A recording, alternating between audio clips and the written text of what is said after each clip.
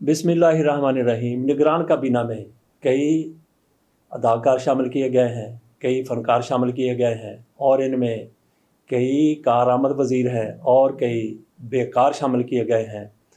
Record रखने के लिए हम यहाँ पे एक बार फिर आपके सामने वज़रा के नाम बता देते हैं, मुआविन ख़ुसूसी के नाम बता देते हैं, मशीरों के नाम बता देते हैं और उसके बाद फिर चंद वज़रा पर थोड़ा सा तबसरा करेंगे।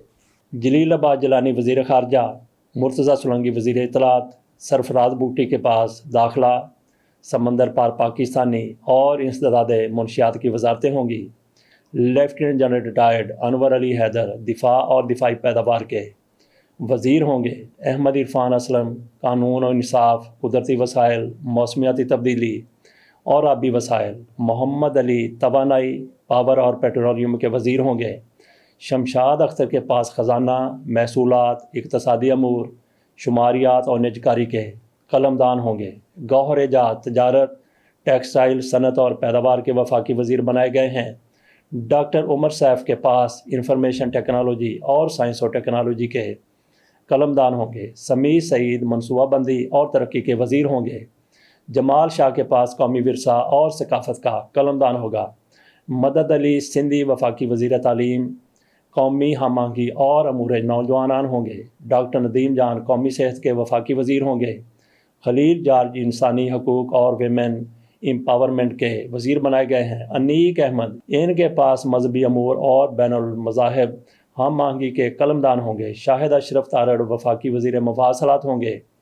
रेलवे, पोस्टल सर्विसेज, बंदरगाहें और बहरी अमूर के भी कलमदान इनके पास होंगे। मशीरान में शामिल हैं air marshal retired Farhat Hussain, मशीर बराए हवाबाजी।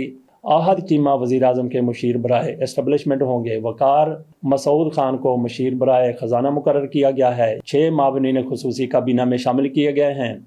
मशल हुसैन मलक मुआविन ख़ुसूसी बराए इंसानी हकूक़ और वेमेन एम्पावरमेंट होगी। जवाद सोहराब मलक मुआविन ख़ुसूसी बराए समंदर पार पाकिस्तानी होंगे। Vice admiral retired Iftikhar Rao बहरी अमूर के मुआविन ख़ुसूसी। वसी शाह मुआविन ख़ुसूसी बराए सियाहत होंगे।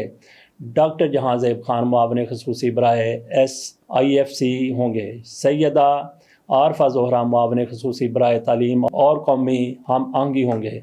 अब हम थोड़ी सी बात कर लेते हैं इन वज़रा के हवाले से। वज़ीर इत्तलात वो इंतहाई ज़्यादा अहम ज़िम्मेदारी है। बाकी जितने भी वज़रा हैं उन्होंने अपने कलमदान कब संभाले हैं और जितने शौक़ का इजहार सोलंकी साहब ने किया, सबसे पहले जाकर वो अपनी कुर्सी पर बैठ गए और उन्होंने अपनी तस्वीर बनवाना और मीडिया को जारी करना भी ज़रूरी समझा। इससे अंदाज़ा किया जा सकता है कि वज़ीर बनने का इस शख्स को कितना खपत होगा। और इमरान खान के ख़िलाफ़ जिस तरह की वो बातें करते रहे हैं वो भी एक सवालिया निशान है ऐसे बंदे को वज़ीर बना दे। दूसरी बात कर लेते हैं जमाल शाह की। जमाल शाह एक अदाकार हैं और वसी शाह वो शायर हैं। ठीक है, ये अपने अपने तौर पर काम करेंगे। राना सनाउल्लाह को रिप्लेस किया है। सरफराज बुगटी ने, इनका तलक बलोचिस्तान से है। इनकी आंख में कोई शर्म है, कोई हया है, जबकि राना सनाउल्लाह ऐसी सफ़ात से बिल्कुल महरूम थे। इसलिए उम्मीद की जा सकती है कि इमरान खान के ख़िलाफ़ जिस तरह से वज़ारत दाखिला की तरफ से कार्रवाइयाँ हो रही थी उनमें उस तरह की शिद्दत नहीं रहेगी। ये जैसे भी लोग हैं वैसी शिद्दत किसी भी मामले में मुझे नहीं लगता कि रहेगी। बाकी शमशाद अख्तर को वज़ीर ख़जाना बनाया गया है। अच्छी चॉइस है।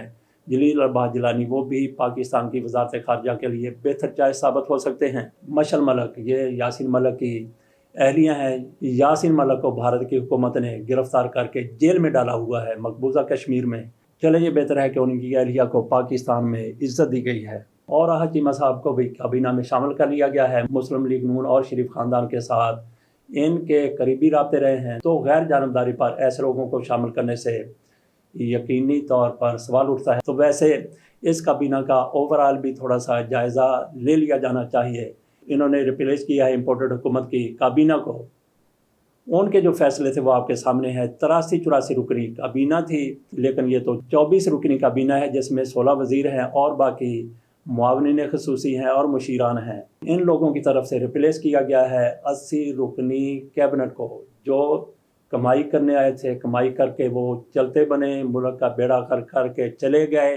इनकी कारकर्दगी जो अब सामने लाए गए हैं जितनी भी बुरी होगी, जितने भी ये नालायक होंगे, जितने भी ये नाहल होंगे, जितना भी इनके अंदर इंतकाम का जज्बा होगा, उन जितना किसी तौर पर नहीं हो सकता, क्योंकि इनमें से एक भी ऐसा शख्स नहीं है جو کہے کہ عمران خان نے مجھے گرفتار کروایا تھا یا عمران خان نے میرے خلاف کوئی پرچے کروائے تھے سوائے احد چیمہ کے، احد چیمہ کو ضرور عمران خان کے دور میں نیب نے گرفتار کیا تھا، ان کے اندر ہو سکتا ہے کہ تھوڑی بہت عمران خان کے خلاف، تحریک انصاف کے خلاف کوئی سوچ ہو، لیکن باقی جتنے بھی وزیر ہیں کوئی بھی ایک ایسا نہیں ہے جو عمران خان کے لیے ایسا گوشہ رکھتا ہو کہ عمران خان کو فکس کرنا ہے۔ ان لوگوں کو لایا تو اس لیے گیا ہے کہ جب تک عمران خان کی کہیں نہ کہیں پاپولیرٹی موجود ہے اس وقت تک یہ کابینہ چلتی رہے، لیکن شرط اس میں یہ ہے کہ سپریم کورٹ ہر چیز کو نظر انداز کر دے۔ اس کے ساتھ اجازت دیجیے اور دعا کیجیے کہ یہ کابینہ پاکستان کے لیے